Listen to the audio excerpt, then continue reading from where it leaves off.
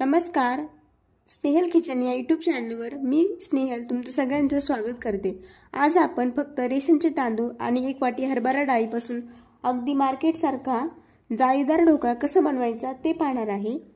चला तर मग सुरुवात करूया आजच्या रेसिपीला. डाळ आणि तांदूळचा ढोकळा बनवण्यासाठी इथे मी 2 वाटी रेशनचे तांदूळ घेतले आहे आणि हे एकाच वाटीने मोजून घेतले आहे. त्यानंतर ज्या वाटीने मी तांदूळ मोजून घेतले त्याच वाटीने मी 1 वाटी हरभरा डाळ घेतली आहे. हा ढोकळा बनवण्यासाठी तुम्ही कोणत्याही प्रकारचा तांदूळ वापरला तरी चालेल, पण मी इथे रेशनचा तांदूळ घेतला आहे जाड. त्याने आपला ढोकळा खूप मऊसूद आणि असं स्पंजी तयार होतो. आता हे तांदूळ मी एका मिक्सिंग बाउलमध्ये टाकून घेते आणि डाळ देखील ते आपल्याला धुवून घ्यायची आहे. त्याने काय होतं, त्यात जर काही माती किंवा धूळ असेल तर ते निघून जाईल. त्यामुळे आपल्याला हे स्वच्छ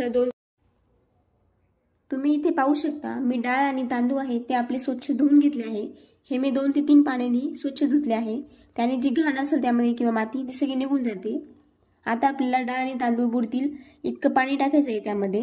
इथे मी 1 तांब्या पाणी टाकते आणि आपल्याला 8 तासासाठी हे भिजत ठेवायचे आहे एक झाकण ठेवून. इथे मी हे डाळ आणि तांदूळ 8 तासासाठी भिजवून घेतले आहे. तुम्ही इथे पाहू शकता खूप मस्त भिजले आहे आपले डाळ आणि तांदूळ. मला हा ढोकळा उद्या सकाळी करायचा आहे त्यामुळे मी हे आज दुपारीच भिजवले होते आणि आता 8 तासानंतर हे मी मिक्सरला बारीक करून घेते. त्यासाठी आपल्याला हे सर्व एका मिक्सरच्या भांड्यामध्ये घ्यायचं आहे आणि बारीक करताना आपल्याला हेच पाणी वापरायचं आहे ज्याच्यामध्ये आपण डाळ आणि तांदूळ भिजवले होते. दुसऱ्या पाण्याचा वापर करायचा नाही आहे. याच पाण्याचा वापर करून आपल्याला हे बारीक करून घ्यायचं आहे. एकदम फाईन पेस्ट बनवायची आहे. हे सर्व मी एका भांड्यामध्ये काढून घेतले आहे. भांडे थोडं मोठं आहे मिक्सरचं, त्यामुळे मी एकच पेस्ट काढून घेतले आहे. तुम्ही 2 बॅचमध्ये केलं तरीही चालेल. त्यातच मी आता 1 वाटी आंबट दही ॲड करते. दही घेताना हे आपल्याला आंबटच घ्यायचं आहे. त्याने काय होतं, ढोकळ्याला टेस्ट पण छान येते आणि आपलं पीठ आहे ते पण चांगलं फॉर्मॅट होतं. त्यामुळे मी हे दही ॲड करते आणि आपल्याला हे चांगलं बारीक करून घ्यायचं आहे.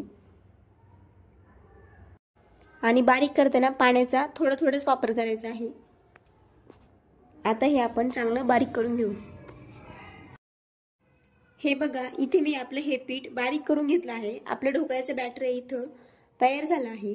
मी इथं हे बारीक करताना फक्त 4 ते 5 चमचे पाण्याचा वापर केला आहे आणि तेच पाणी वापरलं आहे जे मी आधी सांगितलं तसं, ज्यामध्ये आपण डाळ तांदूळ भिजवतो ते. आता हे एका मी बाउलमध्ये काढून घेते सर्व आणि 8 तासासाठी आपल्याला हे फॉर्मॅट करायला ठेवायचं आहे. ढोकळा चांगला स्पॉन्जी आणि असं मऊसूद होण्यासाठी आपल्याला हे पीठ 8 तासासाठी फॉर्मॅट करायलाच ठेवायचं आहे. त्यानेच आपला ढोकळा एकदम स्पॉन्जी आणि असा मऊ तयार होतो. मी हे झाकण ठेवून आता हे 8 तासासाठी ठेवून देते. 8 तासानंतर आपण पीठ बघूया कसं फॉर्मॅट झालंय. हे बघा, तुम्ही पाहू शकता किती फुललंय ते एकदम. हे बघा, त्याला मस्त बुडबुडे आले. आपल्याला मिक्स करून घ्यायचंय थोडंसं. पीठ इथं आपलं हे घट्ट आहे त्यामुळे मी थोडं मिक्स करून घेते. खूप छान फॉर्मॅट होतं हे. त्याने आपला ढोकळा खूप स्पॉन्जी तयार होतो. मी एकसारखं हे हलवून घेते. मी बरोबर हे 8 तास फॉर्मॅट करून घेतलं आहे पीठ. 8 तास आधी डाळ भिजत ठेवायची, डाळ आणि तांदूळ. त्यानंतर 8 तास पुन्हा हे आपलं फॉर्मॅट करण्यासाठी ठेवून द्यायचं आहे पीठ. तुम्ही पीठ पाहू शकता किती फुललं आहे एकदम. हे असं एकसारखं आपल्याला हलवून घ्यायचं आहे 1 मिनिटं. त्याने ढोकळा अजूनच फ्लफी होतो, पीठ हलकं होतं आपलं.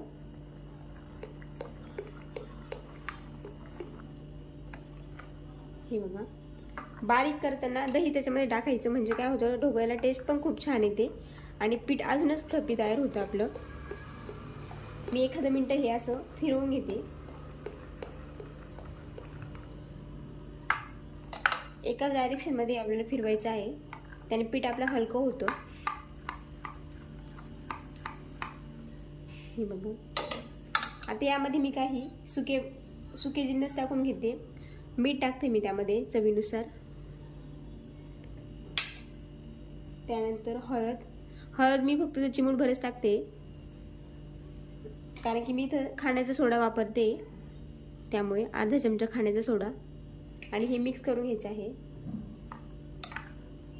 हळद थोडीच टाकायची तुम्ही जर खाण्याचा सोडा वापरत असाल तर, कारण की काय होतं, सोडा आणि हळद एकत्र आली की ढोकळ्याला लाल पॅचेस पडतात, डॉट डॉट दिसतात लाल त्यावर.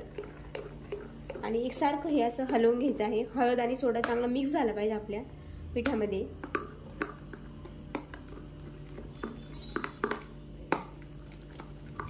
हे बघा, सोडा टाकलं की पीठ एकदमच हलकं झालंय आपलं। तुम्ही पाहू शकता बबल्स दिसताय त्याच्यावर आता।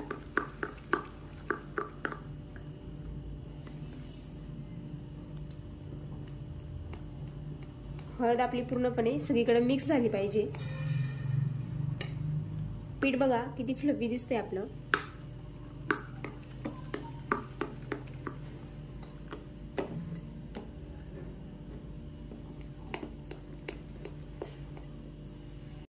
पिठी मी चांगलं फेटून घेतलं आहे।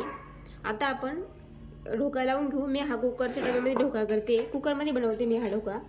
ह्या कुकरच्या भांड्याला मी आधी तेल पूर्णपणे सगळ्या बाजूने ग्रीस करून घेतलं आहे, त्याने आपला ढोका इझिली निघतो।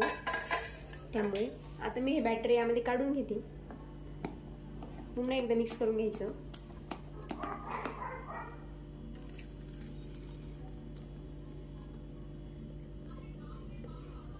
मी 2 बॅचेस मध्ये हा ढोका करून घेणार आहे, कारण की पीठ थोडं जास्त आहे आणि भांडं कमी पडतंय। टॅप करून घ्यायचा म्हणजे ढोका सगळा एकसारखा शिजतो आपला। हवा असेल तर ते निघून जाते। आणि हा मी एका कुकरमध्ये लावते। कुकर मी आधी 10 मिनिटांसाठी प्रीहीट करून घेतला आहे आणि हा ढोका शिजवून घेते। तुम्ही इथे पाहू शकता आपला हा ढोका 20 मिनिटांनंतर शिजून तयार झाला आहे। मी याला पूर्णपणे थंड करून घेते आणि त्यानंतरच आपल्याला हा डब्यातून डिमोल्ड करायचा आहे। ढोका आपला थंड होतोय तोपर्यंत आपण तडका बनवून घेऊ। त्यासाठी कढईमध्ये मी 1 चमचा तेल गरम करून घेतलं आहे। तेल चांगलं गरम झालं की त्यामध्ये 1 चमचा मोहरी टाकायची आहे आणि फुलू द्यायची आहे। मोहरी चांगली फुलली की त्यामध्ये 2 ते 3 हिरव्या मिरच्या कट करून टाकायच्या आहे आणि सोबतच कढीपत्ता व 2 मिनिट आपल्याला हे परतून घ्यायचं आहे।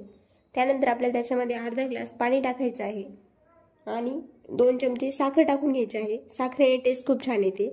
त्यानंतर चिमूटभर मीठ टाकायचं आहे आणि 2 ते 3 मिनिट आपल्याला हे पाणी उकळून घ्यायचं आहे। 2 ते 3 मिनिट आपल्याला हे पाणी इथं उकळून घेतलं आहे आणि आपला तडका हा तयार झाला आहे। आता आपण ढोका बघू थंड झाला की। आपला ढोका हा पूर्णपणे थंड झाला आहे। आता आपण याचा कडा मोकळा करून घेऊ।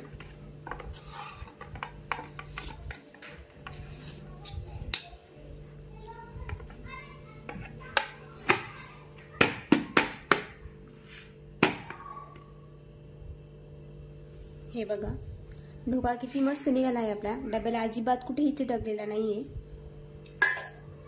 पाहू शकता किती छान फुलला आहे। यावर आपण जो तडका केला आहे तयार तो टाकून घेऊ।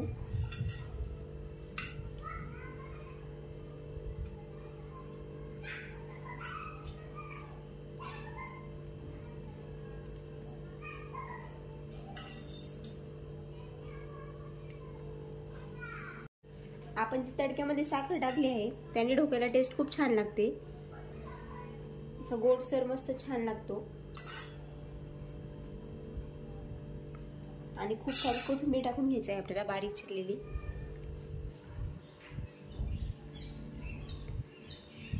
बघा ढोका खूप छान दिसतोय आपला। मी याला कट करून घेते।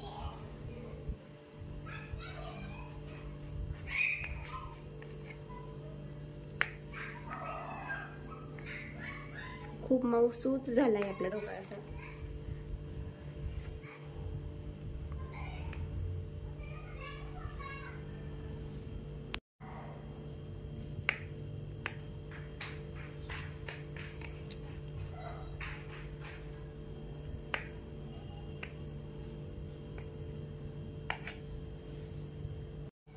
तुम्हाला मी एखादा पीस काढून दाखवते।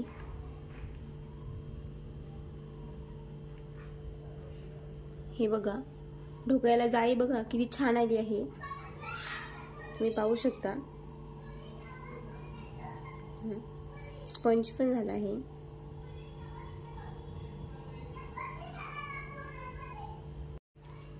एकदा या पद्धतीने ढोका नक्की ट्राय करून बघा, तुम्हाला हे नक्की आवडेल। तुम्हाला ही माझी रेसिपी कशी वाटली, आवडली असेल तर चॅनलला नक्की सबस्क्राइब करा आणि व्हिडिओला लाईक आणि कमेंट करायला विसरू नका।